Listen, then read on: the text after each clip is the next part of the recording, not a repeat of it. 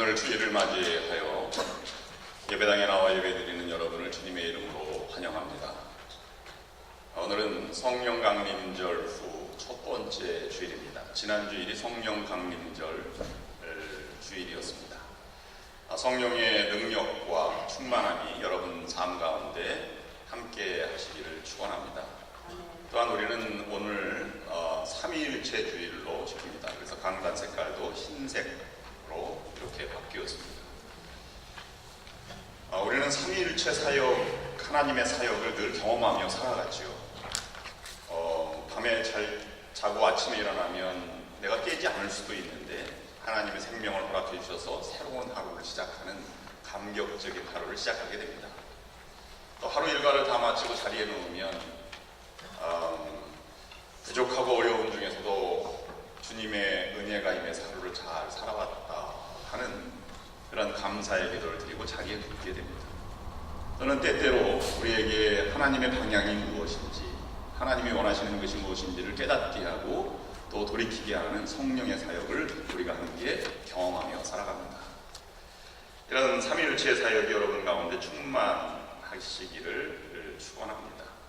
또 연합감리교회에서는 오늘을 Peace with Justice Sunday, 그러니까 정의와 함께하는 평화주일로 지킵니다.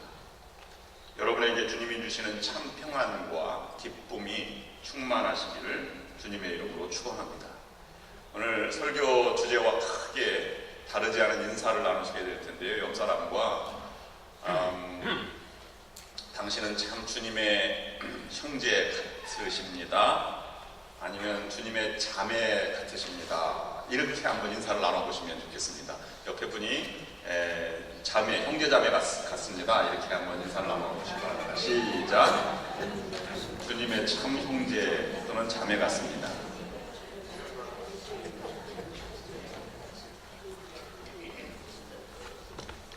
네, 좀 낯선 인사인가요?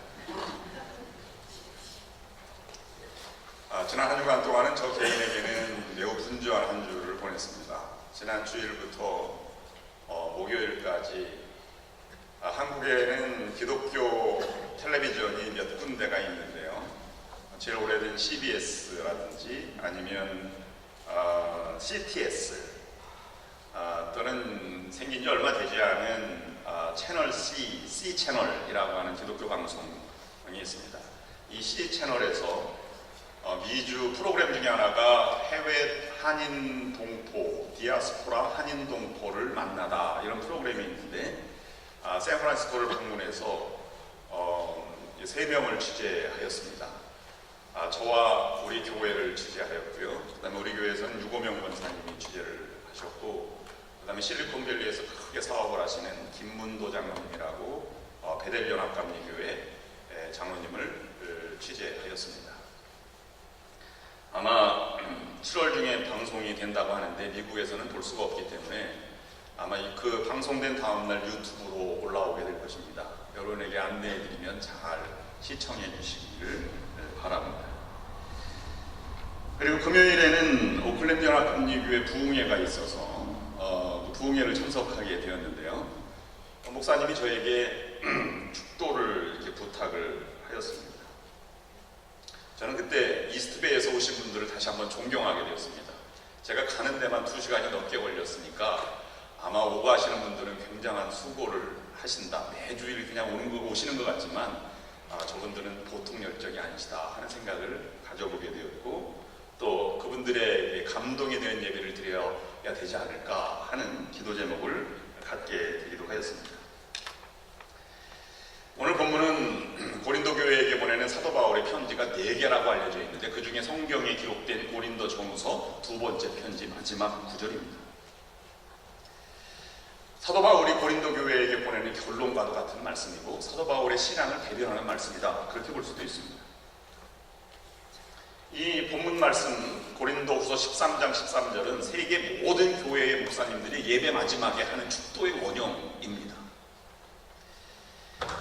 여러분들은 저를 어떤 분들은 청년 같다 이렇게 표현하시기도 합니다. 또 오늘 예배 전에는 목사님은 신랑 같지는 않지만 새신자를 쓰지 않고 옛구자를 써서 구랑 같으십니다. 이렇게 말씀도 하시기도 합니다. 그런데요, 제가 한인연합감리교회 목사 중에서 나이가 제일 많습니다. 그래서 행사하면 늘 축도를 담당합니다. 여러분 이해가 안 되실지 모르겠습니다. 또는 권면, 축사 뭐 이런 걸 종종 합니다. 제가 오클랜드 교회에 축도를 부탁받으면서 제 마음속에 오늘 설교 준비를 이렇게 하면서 이 고린도후서 13장 13절로 축도를 하면 좋겠다 하는 생각, 감동이 떠올랐어요. 그래서 그대로 한번 원형을 그대로 하면 좋겠다 생각을 했습니다. 그 번역을 보면 개역개정판 우리가 읽는 성경에는 주 예수 그리스도의 은혜와 하나님의 사랑과 성령의 교통하심이 너희 무리와 함께 있을지어다. 표준세 번역은 약간 다릅니다. 주 예수 그리스도의 은혜와 하나님의 사랑과 성령의 사귐이 여러분 모두와 함께 하기를 빕니다. 공동 번역은 주 예수 그리스도의 은총과 하나님의 사랑과 성령께서 이루어 주시는 친교를 여러분 모두가 누리시기를 빕니다. 저는 이 짧은 구절로 한다고 마음을 단단히 먹고 목사님에게도 오늘 축도가 짧겠습니다 라고 말씀을 드리고 딱 올라가 섰는데 그대로 못하겠더라고요. 그래서 그대로 하지 못했습니다. 저는 그때 신앙생활에 이렇게 다양한 요소들이 첨가되고 이렇게 있는 것이 너무 생각이 많이 들었습니다. 단순한 복음을 왜 이렇게 어렵게 이해할까 하는 생각이 들었습니다. 이유는 두 가지 때문이었습니다. 하나는 너무 짧아서 그대로 해도 되겠나. 주 예수 그리스도의 은혜와 하나님의 사랑과 성령의 교통하심이 너희 무리와 함께 있을지어다 하고 내려가면 어떻게 생각할까? 이런 생각이 됐기 때문입니다. 다른 하나는 어른들이 앉아 계신데 너희 무리와 함께 있을지어다 이렇게 말하면 너무 하대해서 건방진 목사가 되지 않을까 이런 염려가 되었습니다. 물론 신학적으로는 목사님이 하나님을 대변해서 복을 기원하는 것이니까 가능하다고 하지만 또 목사님 입장으로 보면 그래도 요즘 목사님들은 다 축복 축원하옵 나이다 이렇게 얘기하는데 있을지어다 이렇게 하는 것이 좀 어울리지 않는 그런 생각을 갖게 되었습니다. 그래서 조금 앞에 기도를 드리고 원형을 변경하여서 축원하옵 나이다 이렇게 마무리를 지었습니다. 오늘 예배 마지막에는 이 원형으로 축도를 드려보겠습니다. 여러분 양해해 주시기를 바랍니다. 삼위일체주일에 오늘 제목이 축복의 사람이라고 정해보았고 오늘 본문을 묵상하였습니다. 사도 바울의 결론의 말씀에 신앙의 본질이 무엇일까? 어떤 사람이 복이 있는 걸까? 하는 생각을 묵상하였습니다. 초등학생들에게 질문을 던졌어요. 여러분 오복을 아십니까? 오복을 써보세요. 그랬더니 초등학생들이 대답을 이렇게 했답니다. 초복, 중복, 말복, 8.15 광복, 9.28 수복. 복자가 9개 들어가니까 맞기는 한다고 볼 수 있습니다. 우리나라에서는 전통적으로 오복을 사서삼경의 서경에 나오는 오복을 주로 많이 인용을 하고 정서에 맞는다고 생각을 합니다. 이 사서삼경에 나오는 오복은 수부, 강령, 유호덕, 고종명입니다. 수, 장수하는 것, 부귀, 남을 도와줄 만큼의 재물이 있는 것, 강령, 강은 건강할, 육체가 건강하고 영은 정신이 건강한 것, 그 다음에 유호덕, 다른 사람에게 빚지고 살지 않고 덕을 베풀 수 있을 만한 아량을 가진 유호덕, 그 다음에 천수를 드리는 고종명, 이렇게 5가지 복을 얘기합니다. 중국 사람들은 약간 다른데요. 제중신편에 나오는 중국 오복은 이렇게 되어 있습니다. 수, 장수하는 것, 이심술, 고운 마음씨를 타고나는 것, 호독서, 공부를 많이 하는 것, 가정, 집안 내 재산이 있을 것, 행세, 사람된 도리를 다할 것. 이 대국의 기질이 약간 좀 느껴지는 그런 오복의 모습입니다. 우리나라에서는 사서삼경 말고 서민들이 내려오는 오복이 다른 오복이 있습니다. 그것을 보면 이렇습니다. 자손이 많아야 하고 치아가 좋아야 하고 부부간에 해로를 해야 하고 손님을 접대할 수 있는 정도의 재산이 있어야 하고 죽은 후 명당에 묻혀야 한다. 근데 현대인의 오복은 약간 좀 다르게 구분이 됩니다. 여러분들도 많이 동의하실 것입니다. 건강을 잃으면 모든 것을 잃어버린다. 배우자, 좋은 배우자를 만나 해로하는 것. 그 다음에 재력, 생활에 불편함이 없을 정도의 재산이 있는 것, 직업, 매일매일 일정한 할 일이 있어야 하는 것, 마지막 5번째는 친구, 주위에 친구가 많을 것. 서울여대생들에게 질문을 던졌습니다. 오복에 하나를 더 붙이면 무엇일까? 현모양처 아니면 성공, 출세 이런 것들이 아니었습니다. 놀랍게도 오복에 하나 더 붙인 육복에는 조실부모였답니다. 재산을 남기고 부모는 일찍 죽는 것이 복이다 이런 말이죠. 근데 더 놀라운 것은 그 나이, 부모가 돌아가셔야 할 나이가 몇 세인지 아십니까? 59세입니다. 대학교 4년 졸업하고 직장에 나갈 때 재산 가지고 살아보겠다고 하는 심정이 담겨져 있는 것입니다. 이런 불효막심한 자녀들이 어디 있습니까? 성경은 복을 다르게 해석을 하지. 시편 1편은 성경의 요약이라고 합니다. 거기에 보면 이렇게 쓰여 있습니다. 복 있는 사람은 악인의 꾀를 따르지 아니하며 죄인들의 길에 서지 아니하며 오만한 자의 자리에 앉지 아니하고 오직 여호와의 율법을 즐거워하며 그 율법을 주의하러 묵상하는 자로다. 그는 시냇가에 심은 나무가 철을 따라 열매를 맺으며 그 잎사귀가 마르지 아니함 같으니 그가 하는 모든 일이 다 형통하리로다. 여러분, 다윗은 사울에게 쫓겨가고 어려울 때 사무엘 상에서 보면 다윗이 하는 행동에 따라서 복을 주셨습니다. 그래서 사무엘 하에 가면 하나님이 이렇게 다윗에게 말합니다. 다윗은 마음에 합한 자다. 그 말을 듣고 난 이후에 하나님은 다윗에게 복을 주셨는데요, 그가 하는 행동에 따라 복을 주지 않고 그가 하는 모든 것을 복을 주셨다고 기록하고 있습니다. 차원이 다른 것이죠. 이것을 토대로 해서 축복의 사람이라고 하는 복음성가가 있어요. 트리니티 복음성 같은 미분은 2004년 2월에 발매된 것인데요, 그것을 보면 잘 알려진 설경우 또 하나 열매를 바라시며 작곡하고 작사한 분이 만든 노래입니다. 그 가사는 이렇습니다. 주께 힘을 얻고 그 마음에 시온에 데려가 있는 그대는 하나님의 축복의 사람이죠. 주님 그대를 너무 기뻐하시죠. 주의 집에 거하기를 사모하고 주를 항상 찬송하는 그대는 하나님의 축복의 사람이죠. 주님 그대를 너무 사랑하시죠. 그대의 섬김은 아름다운 찬송, 그대 헌신은 참기로운 기도, 그대가 밟는 땅 어디에서라도 주님의 이름 높아질 거예요. 오늘 본문에 나오는 사도 바울의 마지막 당부이자 신앙의 핵심인 이 축도에는 3가지 축복의 개념이 담겨져 있습니다. 첫 번째는 은혜를 받은 사람이 복된 사람이라고 하는 것입니다. 그래서 본문에서는 주 예수 그리스도의 은혜와 그랬습니다. 은혜로 살아가는 사람이 복이 있는 사람입니다. 은혜를 받으면 얼굴이 달라집니다. 은혜를 받고 나서 나는 너무 은혜를 받아서 걱정이 많다는 사람은 잘못 은혜를 받은 것입니다. 은혜를 받으면 평안하고 기쁜 것이지. 그 은혜는 나의 능력과 노력과 상관없이 주어지는 것을 은혜라고 말합니다.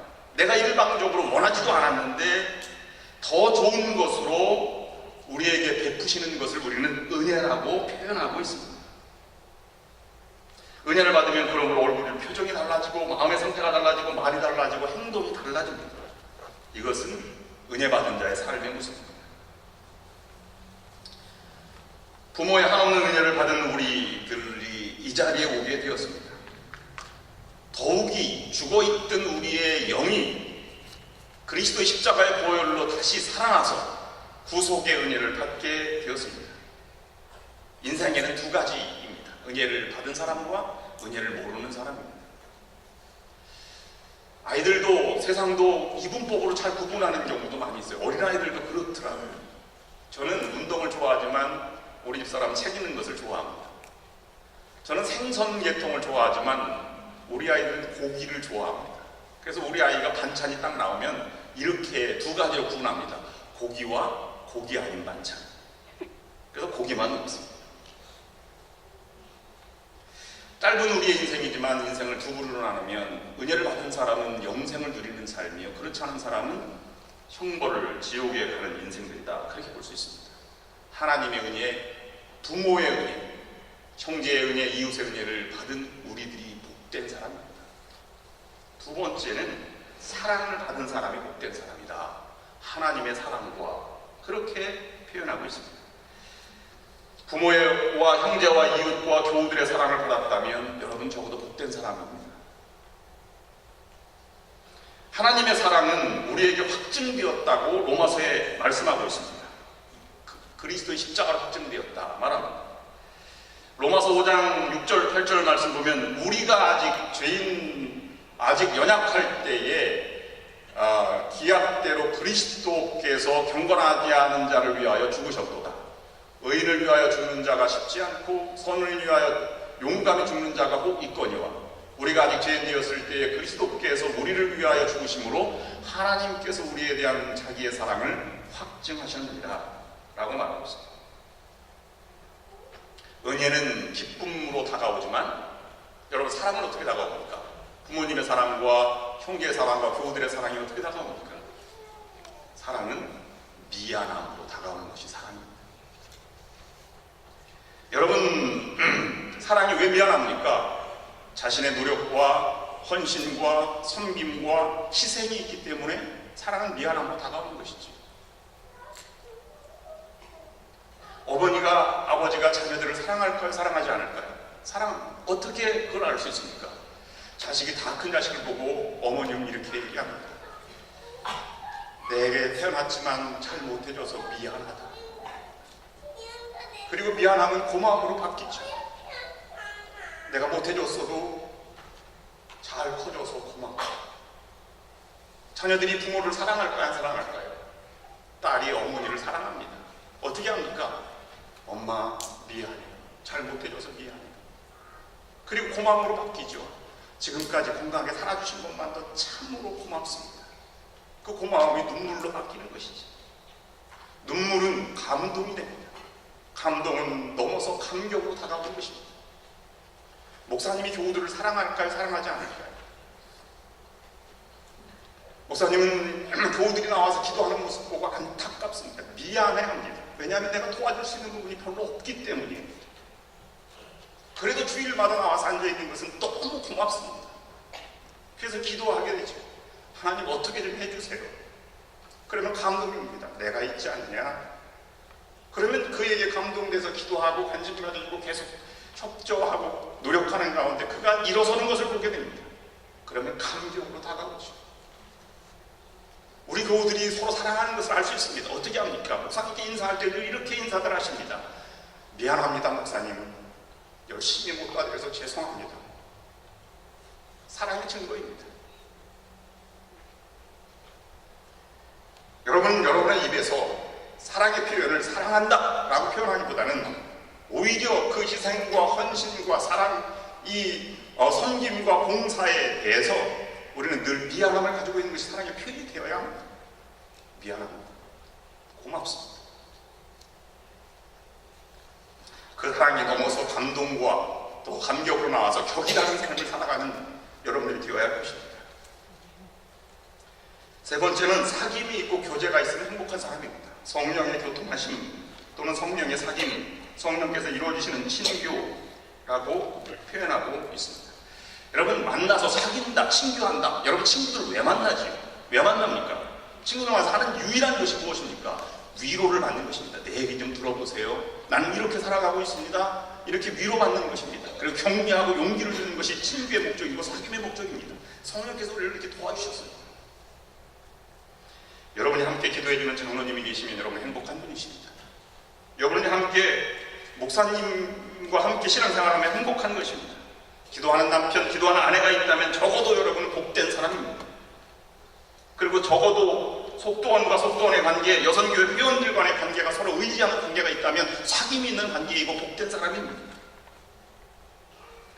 한 가지만 더 묵상 깊이 들어가면서 우리에게 주는 교훈을 받아보겠습니다. 오늘 본문 11절부터 13절까지는 복된 사람이 되기 위해서 은혜와 사랑과 사귐을 우리에게 전해주고 있습니다만은 이 사도 바울은 이 고린도 전서 말고 또 알려지는 편지에는 어떤 편지 이런 표현도 성경에 있고 또는 눈물의 편지라고 하는 것들도 보냈다고 기록되어 있습니다. 그만큼 고린도 교회에 애착이 강했던 것입니다. 고린도 교회는 51년경에 사도 바울이 2차 전도 여행 중에 아덴에서 설득하려고, 철학자들과 설득하려고 전도했다가 실패한 이후로 나는 그리스도의 십자가 외에는 전하지 않기로 작정하고 세운 교회가 고린도 교회입니다. 그만큼의 애정이 있어서 사도 바울은 전도 여행 중에 가장 긴 동안 1년 6개월 동안 그 고린도 교회를 세워나갔습니다. 문제는 그렇게 애쓰고 노력했던 교회인데요, 5년 지난 다음에 문제의 도가니로 전락하고 말았습니다. 고린도 교회 문제는 여러분 너무나 잘 아시는 것이죠. 아볼로파, 바울파. 분쟁이 있었어요. 도덕적으로 성적인 문제가 있었습니다. 성도 간에 소송이 있었습니다. 우상에 바쳐진 음식 문제 때문에 논쟁이 있었습니다. 여성 교인들 간의 문제도 있었고, 성차식 문제로 받느냐 마느냐 이것도 있었습니다. 성령에 대한 이해 또는 은사에 대한 이해가 각각 달라서 그들은 혼란의 신앙생활을 해가고 있었습니다. 더욱이 사도 바울에게 당한 것은 너무도 충격적인 일이었습니다. 사도 바울이 사도가 아니라고 하는 거짓 교사들의 가르침이 고린도 교회에 팽배했던 것입니다. 바울은 진짜 사도가 아니야. 그들만의 근거도 있었어요. 초대교회 사도가 되려면 적어도 3가지 조건이 있어야 하는데, 예수님과 함께 예수님의 부름을 받았어야 되고, 예수님과 3년 정도 같이 생활했어야 되고, 부활을 경험한 사람, 본 사람, 이 3-4사람이 사도의 조건이었는데, 사도 바울은 다메섹으로 가는 길 중에 회개했기 때문에 그것을 보지 못한 사람이었습니다. 바울이 진짜 사도가 아니야, 저가 말하는 것은 가짜야 라고 말했습니다. 또 생긴 것도 못생겼다, 바울은 설교도 잘 못했다고 이렇게 초대교회는 알려주고 있습니다. 설교도 못해. 그래서 사도 바울은 내가 가만두지 않겠다, 이런 표현을 인간적인 마음을 갖기도 하였습니다. 그런데 오늘 본문 말씀은 그래도 사도 바울은 축복해줌으로 말씀을 마무리하고 싶다, 이런 표현을 하고 있는 것입니다. 사도 바울의 입장에 생각해보면 적어도 관계를 끊고 싶은 복된 사람들의 무리가 아닌 것 같습니다. 우리가 늘 기도합니다마는 축복의 사람이라고 우리가 표현하지 않고 이 복된 인간이라고 설교 제목을 달지 않고 축복의 사람이라고 표현하는 것은 약간 표현 방법이 다릅니다. 우리가 기도할 때 이렇게 기도하죠. 하나님, 나에게 축복하여 주시옵소서. 근데 어법으로 보면 맞지 않는 것입니다. 왜냐하면 하나님이 복을 빈다, 빌축자를 쓰니까요. 하나님은 복의 근원이시고 복의 주체이시기 때문에 비는 대상이 아니라 내려주시는 대상입니다. 하나님, 복 내려주시옵소서 라는 표현은 맞지만 축복하여 주시옵소서 라는 표현은 잘못된 표현입니다. 우리는 오늘 본 말씀을 통해 사도 바울의 심정을 이해하면서 3가지 교훈을 받아들이고자 합니다. 첫 번째로는 은혜를 받은 것도 복된 사람이지만 은혜를 나누어주는 사람이 더 복된 사람입니다. 바울처럼 받은 은혜가 너무 크기에 감당할 수 없어서 그것을 다른 사람에게 나눠주는 사람이 더 복된 사람이지. 예수님도 말씀하시기를 주는 것이 받는 것보다 더 복이 있다 라고 말씀하셨습니다. 어떤 사람이 주차장에서 주차를 하고 있는데 거기에 소년 하나가 있었어요. 그 소년이 마침 거기 있어서 그 주차장에 주차를 대고 나오는 이 신사를 바라보고 있는 거예요. 소년은 내심 멋진 자동차에 이 감탄하는 눈치였습니다. 내리는 이 신사에게 소년이 이렇게 질문했습니다. 아저씨, 이 차 참 비싸게 주고 사셨겠네요? 근데 그 신사가 이렇게 대답했습니다. 아니란다. 이 차는 내 형님이 나에게 선물로 주신 것이란다 라고 말했습니다. 그 말을 들은 소년이 입에서 금방 이렇게 말했습니다. 나도 이 말을 나올 때 이 신사는 나도 이같이 큰 그런 형님이 있어서 좋은 자동차를 선물로 받을 수 있다면 이라고 얘기할 줄 알고 기다렸습니다. 그런데 의외로 이 소년의 입에서 나온 건 전혀 다른 얘기였습니다. 그런 순간에 다른 사람이 보였던 소년의 마음을 느끼고 신사는 감동을 했습니다. 이렇게 말하는 것입니다. 나도 그런 형이 되었으면 좋겠습니다. 그리고 설명을 하는 것이죠. 우리 집에는 걷지 못하는 내 동생이 있는데 그 애는 밖에 나가서 놀지도 못합니다. 나도 내 동생에게 이런 좋은 차를 사줄 수 있는 형이 되었으면 좋겠어요 라고 말하는 것입니다. 여러분, 이런 마음이 복된 마음이 아니겠습니까?